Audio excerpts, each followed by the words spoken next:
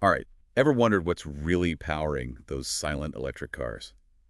We're diving deep into the world of EV batteries, and trust me, it's way more exciting than it sounds. We're dissecting a fascinating piece called The Hidden Power Plant, how EV batteries actually work.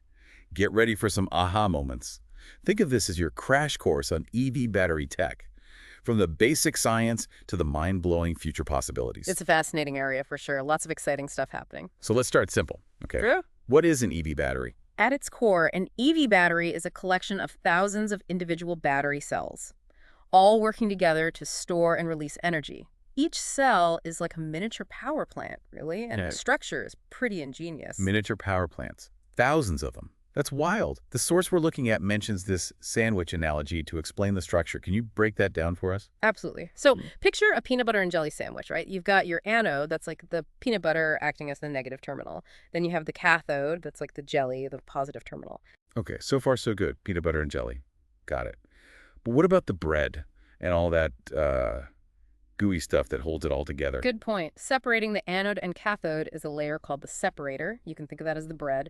And all of this is immersed in a special liquid called the electrolyte, which helps move ions between the anode and cathode. So that's the gooey stuff. Okay, so each cell is like this self-contained energy sandwich. I love it. But how does this sandwich actually store and release energy to power a car? What's going on in there? It all comes down to the movement of lithium ions, these tiny charged particles. They move between the anode and cathode. When you charge the battery, these lithium ions move from the cathode to the anode, storing energy.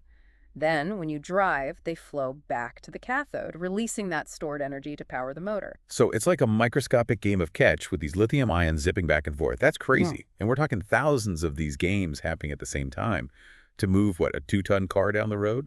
Precisely. It's pretty mind-blowing when you think about the scale of it.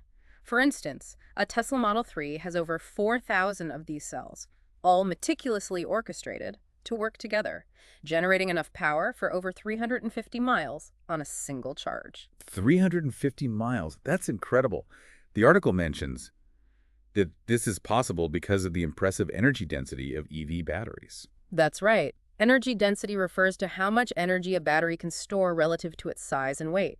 And EV batteries really pack a punch compared to gasoline. It's like carrying around 1,000 miles worth of gasoline in a tank the size of a mattress. That's a game changer for sure. But I have to ask, with all this energy flowing back and forth, don't these batteries get hot? I mean, really hot? They do generate heat, yes. That's why thermal management is crucial in EV battery design. Thermal management. Mm. So like a cooling system for the battery. Exactly. EVs use sophisticated systems to regulate the battery's temperature, keeping it in a specific range for optimal performance and safety. Okay, so how does this cooling system work? What kind of technology are we talking about? It's a combination of things. They use liquid coolant circulating through channels within the battery pack, along with temperature sensors constantly monitoring for any hotspots. Heat exchangers help dissipate the excess heat, and it's all controlled by a central system. Really high-tech stuff. Okay, so they've got that covered. Right. But let's be honest, there's another concern that often tops up when we talk about EV batteries. And it's a scary one. Fires. We've all seen those headlines about EVs going up in flames. How safe are these batteries, really? It's understandable to be concerned, especially with all the media attention on EV fires. However, it's important to look at the data. While EV fires do happen, they're statistically far less common than fires in gasoline cars. Really? How much less common are we talking? Research shows that EVs are actually 60 times less likely to catch fire than gasoline cars. 60 times less likely. Exactly. Wow, that's surprising. But what makes them so much safer? Is it just the cooling system, or is there more to it? It's a combination of factors. First, you have multiple layers of protection built into the battery system. There are fuses at the cell level to prevent overcharging, isolation between modules to contain any potential problems, and even armor plating around the pack to protect it from impacts. And of course, the thermal management system we talked about plays a crucial role in preventing overheating, which is a major cause of fires in any type of battery. So it's like a multi-layered approach to safety that makes these batteries incredibly resilient. It's good to know. But there's another piece of the puzzle I'm curious about.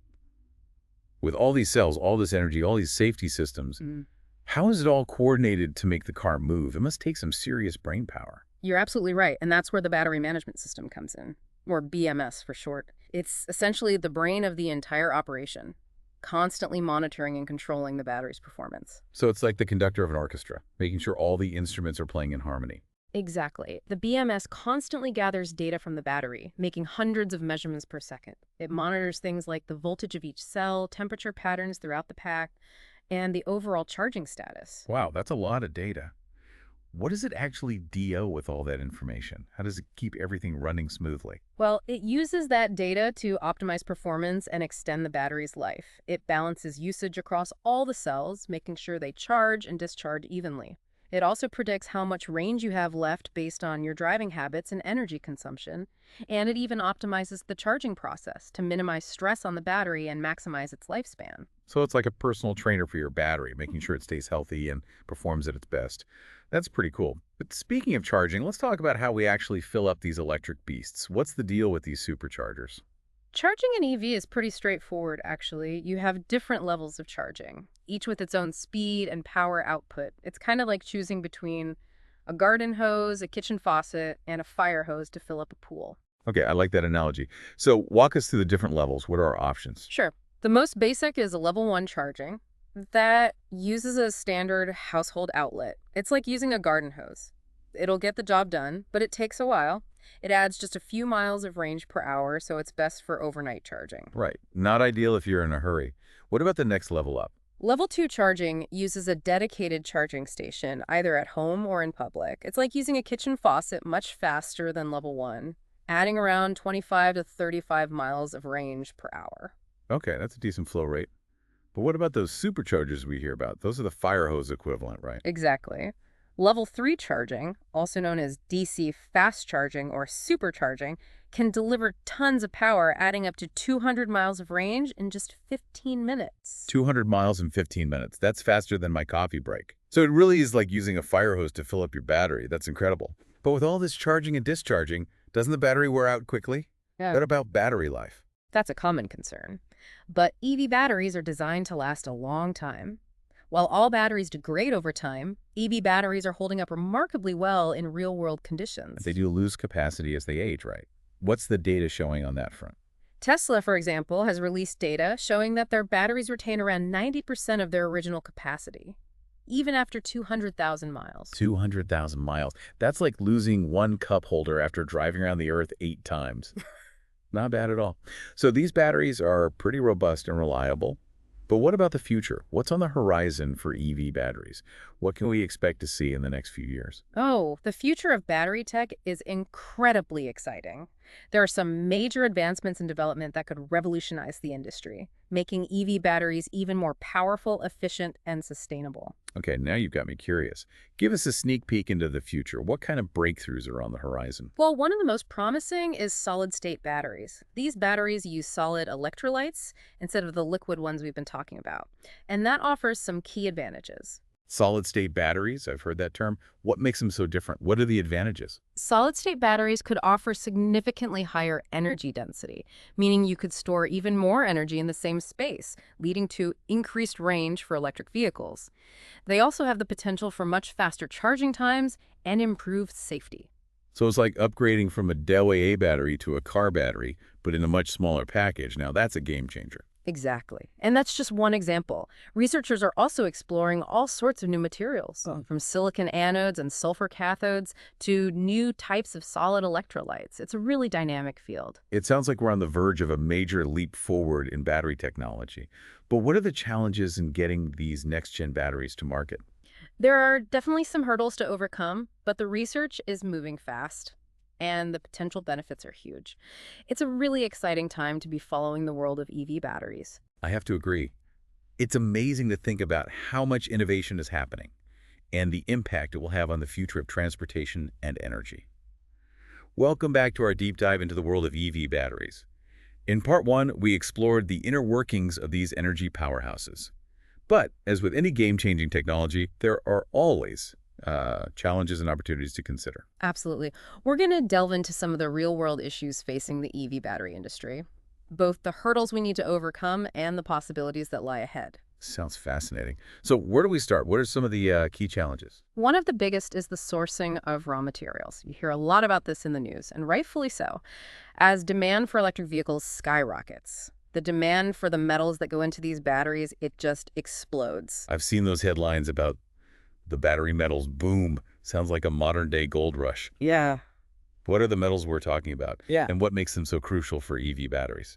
EV batteries rely on a mix of metals: lithium, cobalt, nickel, and manganese, to name a few.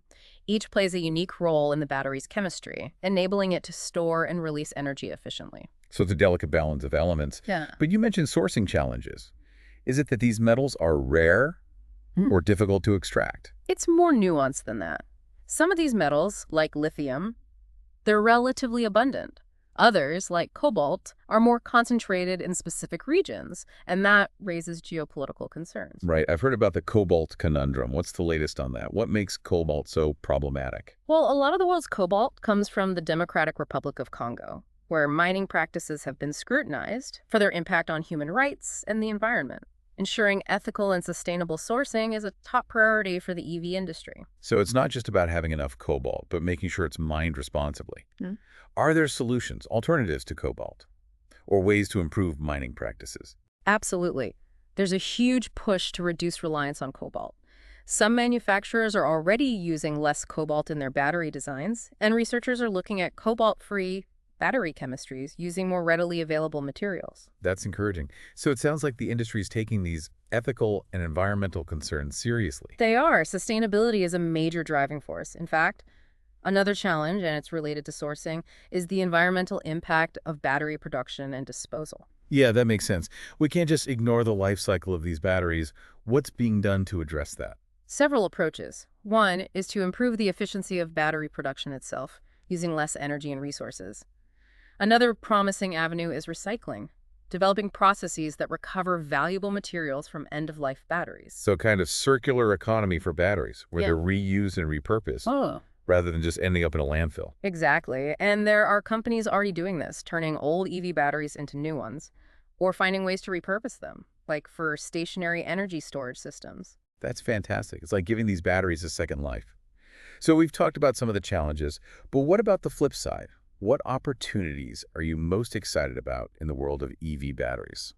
Well, aside from the technological advancements we discussed earlier, there's a huge economic opportunity in the battery industry itself. As demand for EVs continues to rise, we're going to see significant job creation and economic growth in this sector. That makes sense. As more people switch to electric vehicles, we'll need more people to design, manufacture, and maintain these batteries, right? Exactly. And it's not just manufacturing jobs. There's a growing need for engineers, scientists, technicians, and researchers, all with expertise in battery technology. It's a whole new sector that's rapidly expanding, creating opportunities across the board. So it's not just green transportation, it's green jobs as well. Absolutely. And these opportunities extend beyond just the auto industry. The applications for battery tech are incredibly diverse and growing quickly. Okay, now I'm really intrigued. What are some of the other areas where batteries are making a difference? We touched on energy storage, but that's a massive opportunity in itself. EV batteries are being used to store energy from solar and wind power, helping to smooth out the inconsistencies of renewables and make them more reliable. That's huge. So our cars could basically become part of a giant clean energy network. Exactly. And it goes even further. Batteries are powering everything from power tools and medical devices to electric airplanes and even giant container ships. Wow, the possibilities are endless. It sounds like the battery is becoming the universal power source of the future. But with all these advancements, there must be some roadblocks. What challenges do you see that could slow down this battery revolution? One major challenge is the pace of infrastructure development. As more people adopt EVs, we need enough charging stations to meet the demand. Right, we can't have a million electric cars without a way to charge them. It's like having a fleet of gas guzzlers with no gas stations. Correct. What are some of the key things to think about in building out this infrastructure? It's not just the number of charging stations, but making sure they're in the right places and accessible. We need fast charging on highways for long trips, convenient charging in cities, and options for those who can't charge at home. It's a complex puzzle. What other challenges are out there? Another potential hurdle is grid capacity. If everyone plugs in at the same time, it could strain the power grid. Oh, right. So we might need to upgrade our electrical infrastructure to handle all the EVs. In many areas, yes.